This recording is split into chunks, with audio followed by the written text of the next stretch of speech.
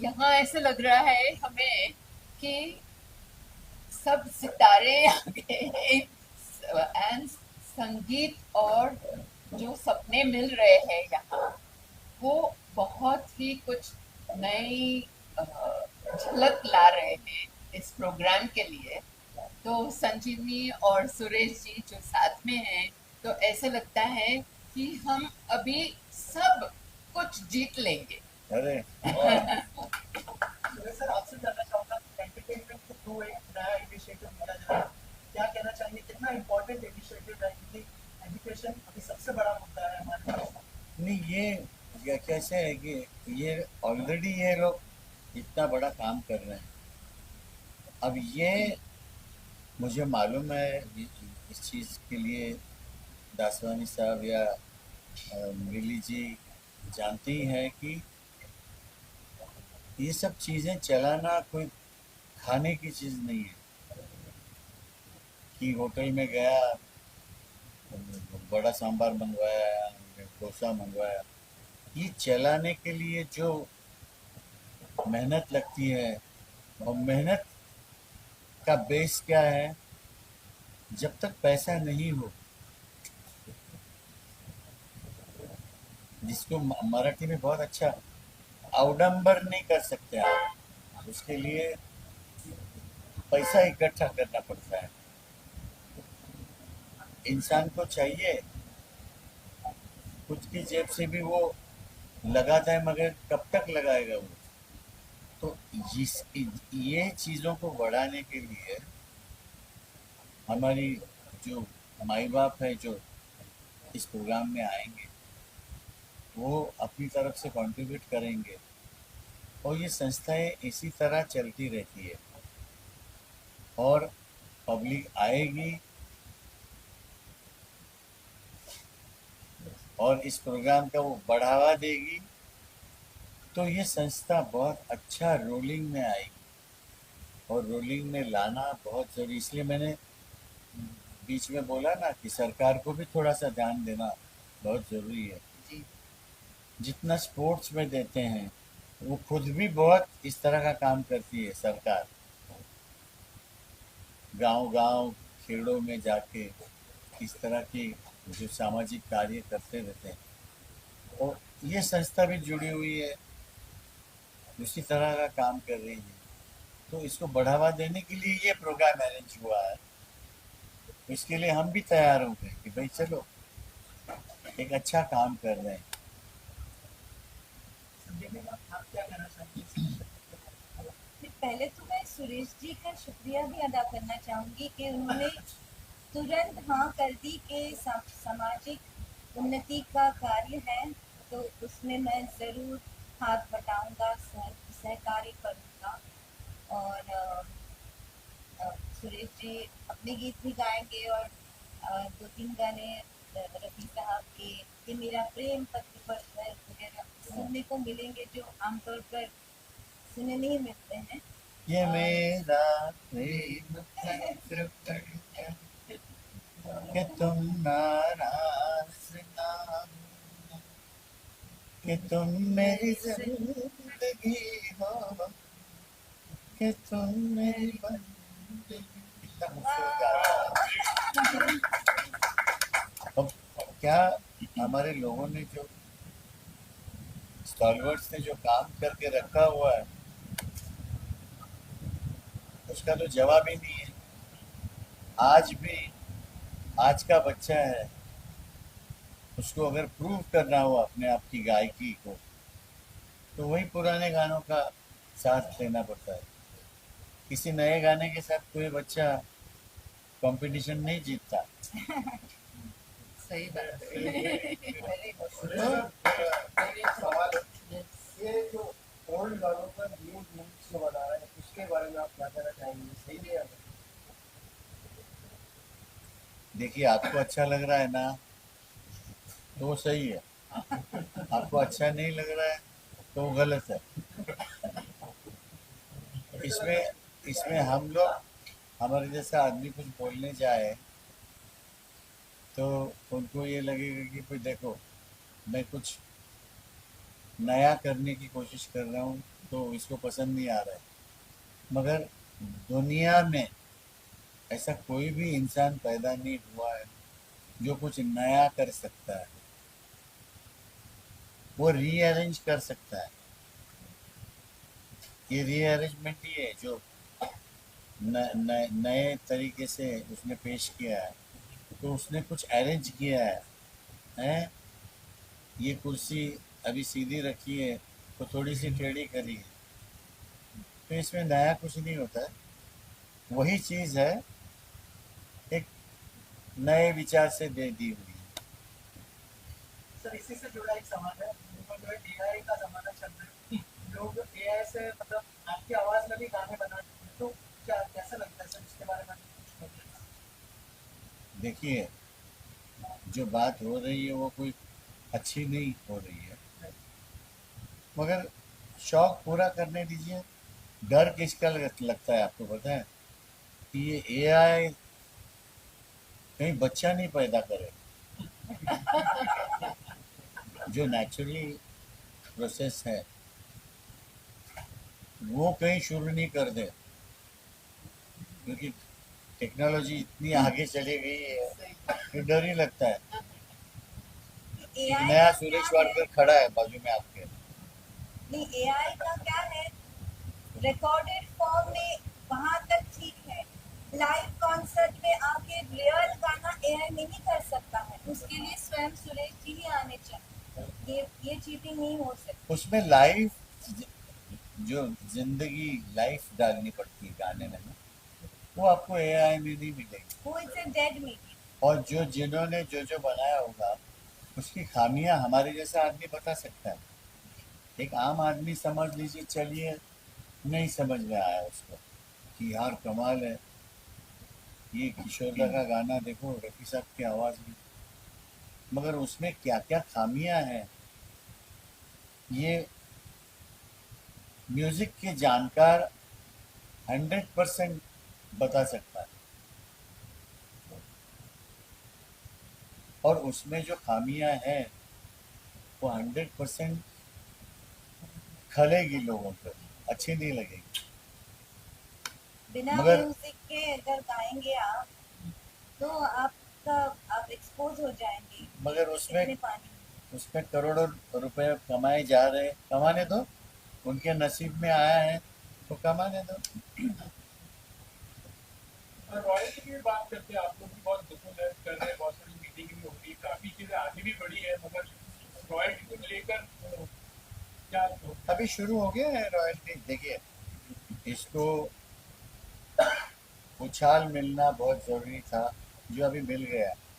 और अच्छी खासी रकम गवर्नमेंट की तरफ से या प्रोड्यूसर्स की तरफ से जमा हो ही रही है, क्योंकि रेडियो स्टेशन से भी पैसे आते हैं और प्रोड्यूसर्स से भी आते हैं, रिकॉर्ड कंपनी से भी आते हैं।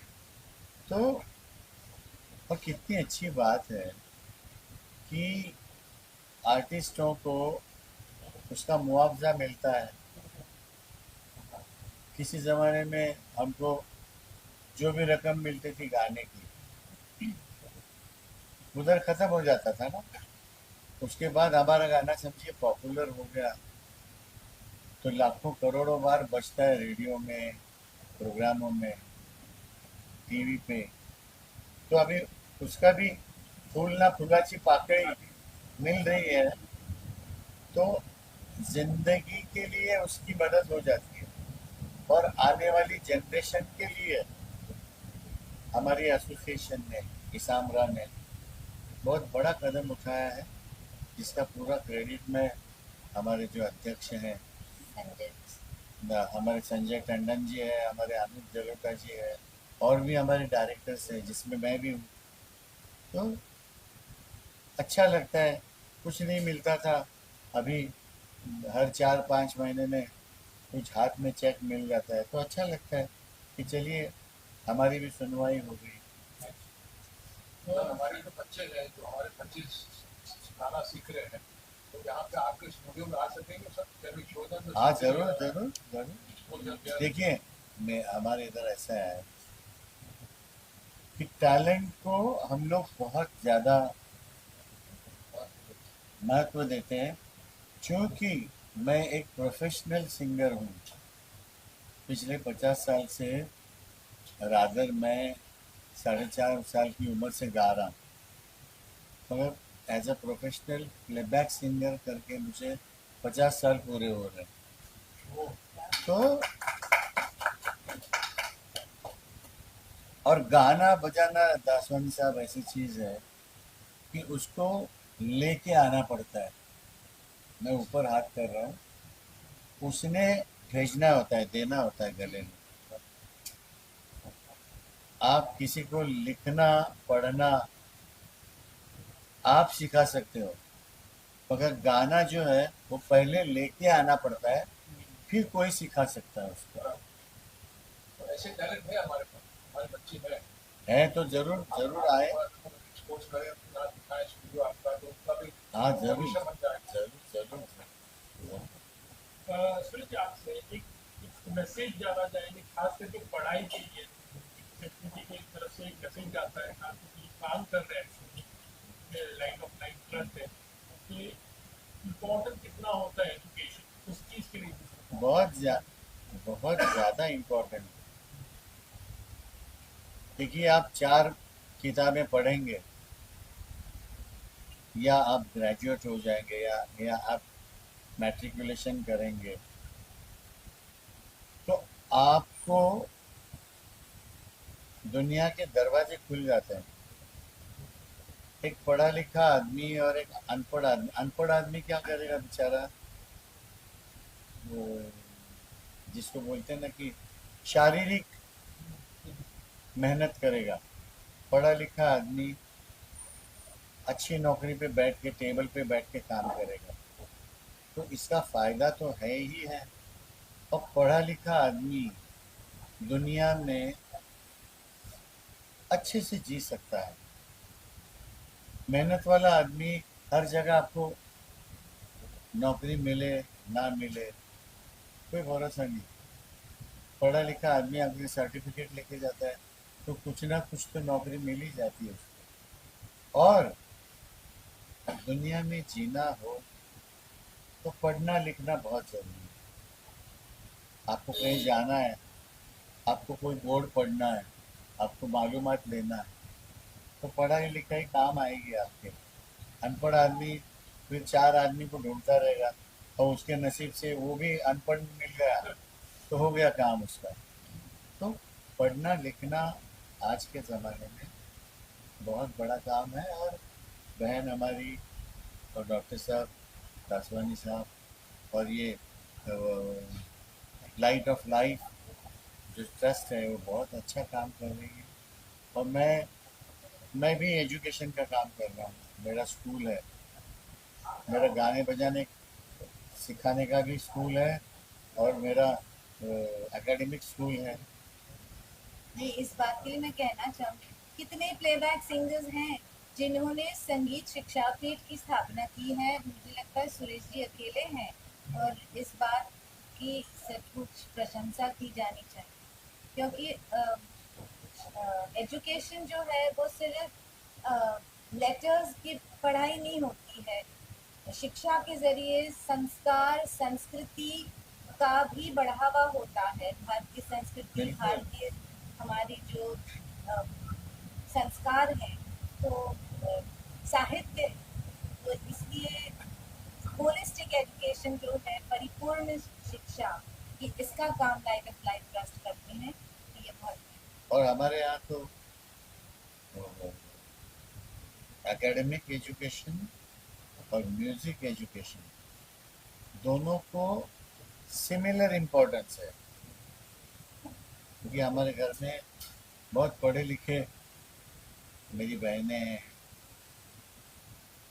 तो बोलती है कि तुम्हारा गाना बजाना भी उस लेवल का जाना चाहिए, साथ में तुम्हारी पढ़ाई लिखाई भी उतनी लेवल की होनी चाहिए, ताकि तुम दुनिया में